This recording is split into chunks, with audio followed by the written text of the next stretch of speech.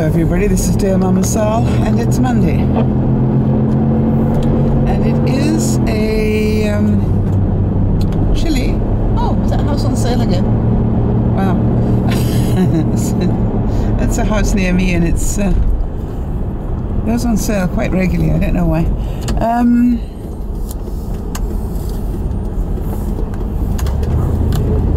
Anyway, so it's Monday and a chilly Monday. It's 1 degree Canadian and 34 American. Crisp but beautiful. It's the sort of day we British Columbians love because it's blue sky, it's chilly. Any minute now I'm going to come over the hill, I'm going to see snow on the mountains and such beautiful weather. It's not raining. And because you understand we spend an awful lot of time in the rain, which is why we have such a beautiful lush green time of it, but there is nothing quite like living in British Columbia and waking up to a morning like this, blue skies, and you come over a hill and get to see what we call the North Shore with the Cascade Mountains there, and it's just like the coastal mountains, what am I saying? It's the coastal mountains, and it's just so beautiful to see. And for those of you who are skiers, you can start seeing the ski runs now, and pretty, very pretty. All right, so I'm hoping everybody had a good weekend and that you are doing well this morning. I'm running a little late. Had a bit of a problem with the bean last night. When I was going downstairs to do the wash, he followed me down, and about halfway down the stairs, I think he had a problem with one of his back legs, and he sort of slid down the second half of the stairs. And I know it's sort of like ouch, and the strange thing was that, you know, I sort of didn't panic and I didn't do anything too much. I just wanted to see what he did on his own, because that would give me an idea of where he was at. And he sort of got up, and he obviously was a little discombobulated with his back legs, because they had sort of followed down. But he got up and he just limped a little bit for a couple of strides, and then he trotted off. So obviously it was his ego more than anything that was bruised, and maybe his underpart, so to speak. But luckily it was down the carpeted staircase, not down the back stairs.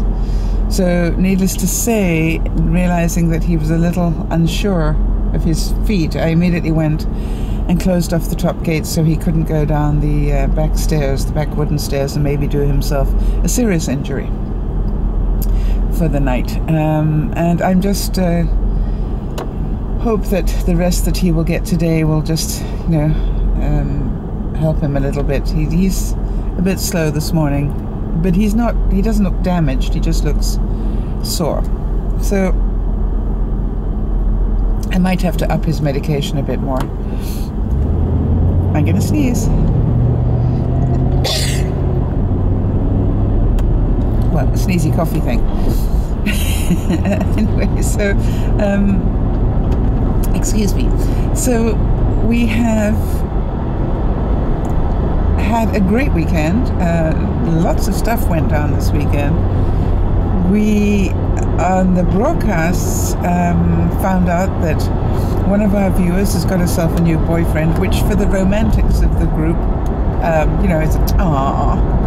And the good news was that said boyfriend actually joined in on the broadcast on Sunday. So that was really nice. So Andrew, if you happen to watch this thing, welcome to our world. And it was just so cute because I felt like I almost felt like a mother you know, I had all sorts of questions of him. Which is ridiculous, really. It's none of my damn business. But I will be who I am, and that's all there is to it. And I was pretty sure that if there had been other people online at the time, they would have done the same thing.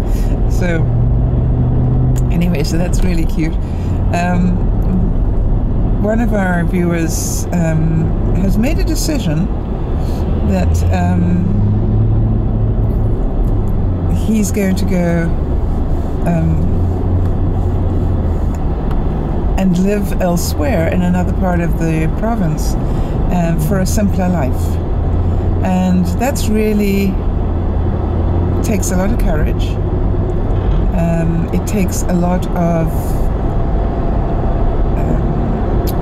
what shall I say? It takes a lot of self-confidence, because basically what he's going to do is to pull up stakes and go and live in a quiet community. And I think the words that he used was he would really like to go back and live as we used to in the 80s, you know, before we got so tuned into everything and wired in, and you know, and so I wonder how many of you feel that as well, you know, that we've got just a little bit too much technology going on now.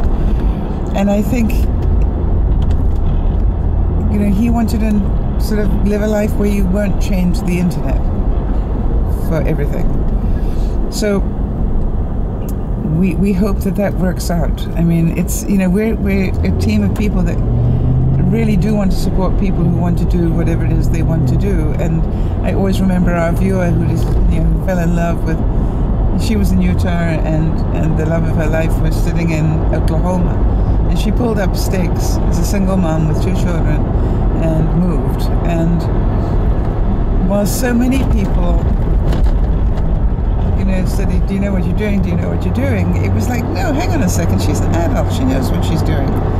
And, you know, there's part of me that goes, who am I to make that call? I did it. I know exactly what that's about. So, and I'm pleased to report she apparently is having a blast. So that she hadn't taken the risk, she wouldn't be living that life right now. So all the best to that viewer. Let's hope that that move is really positive, and that you manage to live without the internet. And I know, because I know the person fairly well, that they're more than capable of doing that. You just have to have a different mindset, you know. So then we had, and this is all the stuff on the broadcast, we had a few new people come in when we were on Vaughan for a while, and one person came up with a topic that they were struggling with that I thought was a really interesting one. And that viewer was telling me that they are needy. And the interesting part of it for me was that was a male who said he was needy. So basically, what I was asking is, how much did he want to fix that problem? And did he want to fix it? And he said maybe. You know, and you know what I'm like, I go, is that a yes or a no? Because, you know, I can't help somebody who's a maybe. Maybe means if it's easy, I'll do it. You know, sort of thing, you know what I mean? It's not like I want to do it regardless of the cost. So after I nailed his feet to the floor a bit, he said yes, he did want to fix it. And I said, well then, you know, be a regular, learn with everybody else, and talk about things so we can, you know, help you along the way. And, you know, the sad thing is, you can't just give somebody a quick magic pill and fix these sort of things. This is a process of learning how to have more confidence, how to stand on your own 2 feet, how to not live your life trying to please everybody. And so whether that person actually will do that or not, we will find out. But it was an interesting topic, and I wondered how many of you feel that you are needy. Now, again, this goes back to codependency, for those of you who know about that. And basically what it is that you are not happy being who you are. You think you need to be more than who you are to keep somebody else happy. Now, when that happens, you also become needy because your very happiness depends on whether the other person is with you or happy with you. And so if you sense, for example, that the other person is unhappy with you, then you start panicking a bit and you start doing twice as much to try and get them to be happy with you again, and you turn yourself into a pretzel and you end up a wreck. And you do end up very needy. You know, you need those strokes from the other person. You need the approval. You need the time. You need whatever. And so you probably are a very jealous person as well, because, you know, you don't want to lose the person that you're fixated on. So it has a lot to do with emotional intelligence. As this particular viewer realized, that it was not an emotionally intelligent thing to be doing. So anytime your emotions are that, invested, that would be the word. Anytime you've got your emotions that invested, you know this is not a healthy way to be. A healthy way to be is to love somebody or to care for somebody, but you know, to still be your own person within that. And it's a very, very difficult thing to do for a lot of people. So I'm just wondering how many of you can relate to this neediness thing. And perhaps you could start feeding in some of your experiences or the experiences of your friends that you've witnessed when they've been needy. Or do you have, you know, a friend that is needy as far as you're concerned, you know, needy in your relationship? And be that just a regular friend or a boyfriend or a girlfriend or whatever. So let's get some people talking about what it looks like to them. And maybe you've got somebody that's needy in your life, and what is it about that that makes you well, how do you feel about it?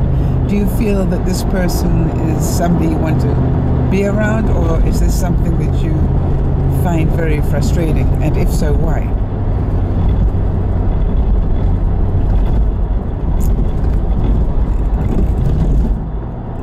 What I'm a great believer in is, if you're in a relationship with somebody who is needy, be very careful that you don't enable it. And enabling it would be to play to it.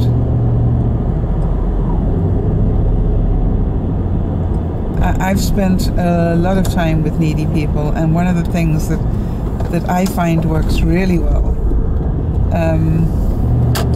is, and that's why I want to just give you for instance, you know, you'll ask a needy person, you know, what would you like? Let's say I'm going to the store, anything in particular that you'd like? I don't know, whatever you would like. That's a needy person. In other words, they can't say what they like. Like, hello. Or, you know, we're going to the movies. What sort of movie would you like to go to see? No, whatever you'd like. Is a needy person. They don't want to make their own decision for fear that you will not like it. Now, I don't know about some of you, but when I was married, I used to have a deal. When we went to the movies, 1 week you got to choose, and the next time we went to the movies, I got to choose. So you understand, it was really quite an entertaining thing, because one minute we'd be watching the shoot 'em up things, and the next week we'd be watching Meg Ryan falling in love with Tom Hanks. So,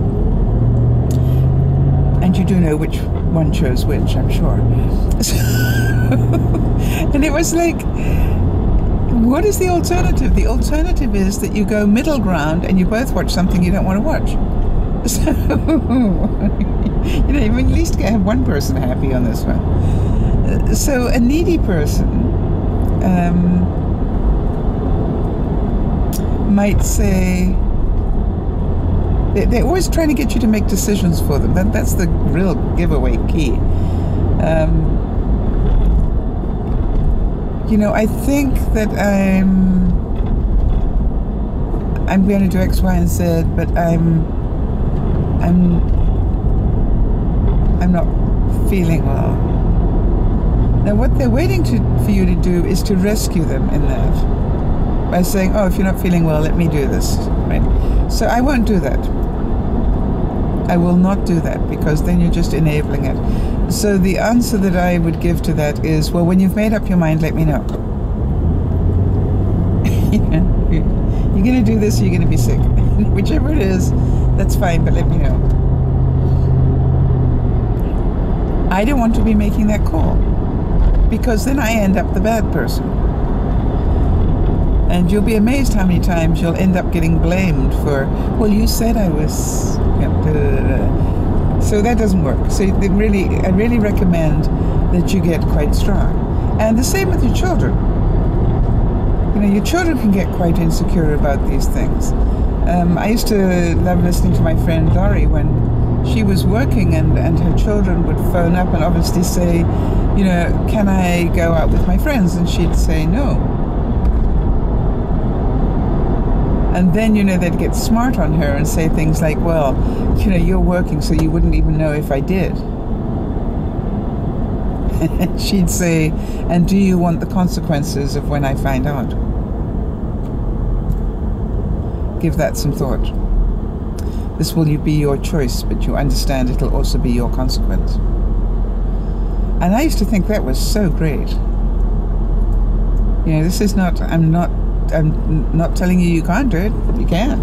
But you better be prepared for the consequences.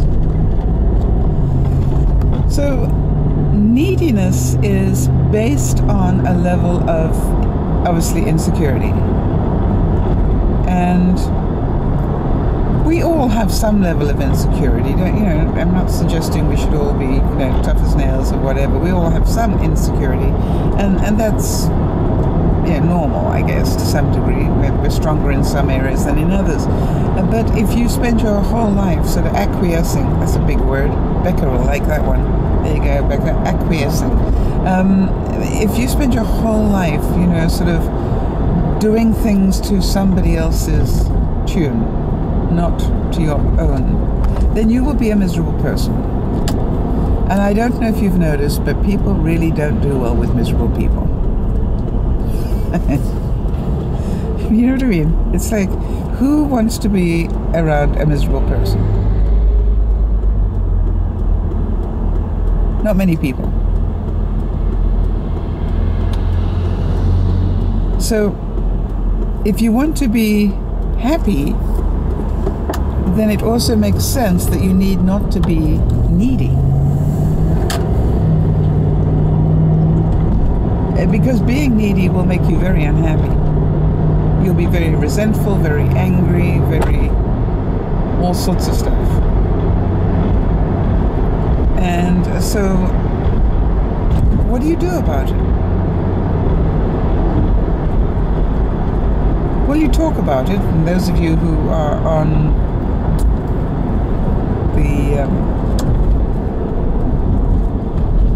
regular broadcast viewer list, you know, we'll do some talking about it if any of you have got this issue, and we'll try and find some strategies for you that will help a bit more. But as I said, do understand that this is a slow process. It's not a magic thing that you got it 1 minute and you don't have it the next. You really do need to start working on it if you want to, and we'll certainly give whatever help we can. And the other thing about learning how to change these behaviors is, we can only do so much. You know, do your own research into neediness. Do your own research into codependency. And read. Google it, read it, understand it better. And because if you can do that, then, you know, you're helping yourself. And I think so often with these issues, everybody's waiting for somebody else to fix it for them. They don't want to fix it for themselves. I'm hoping that you're going to have a wonderful day. As you can tell, because I've turned off the car, I am at work. I'm sending you both I'm sending you all a virtual hug. Thank you so much for making it such a fun weekend. And just a heads up, as I'll be doing every day this week, know that I'm away this weekend, and then there will be no broadcast during the weekend, because I'm going away to a place that is without an internet connection, which will be really weird to spend, you know, a couple of days without an internet connection. Have fun, everybody. This is DearMamaSal saying, gee, you're looking good. Bye-bye for now.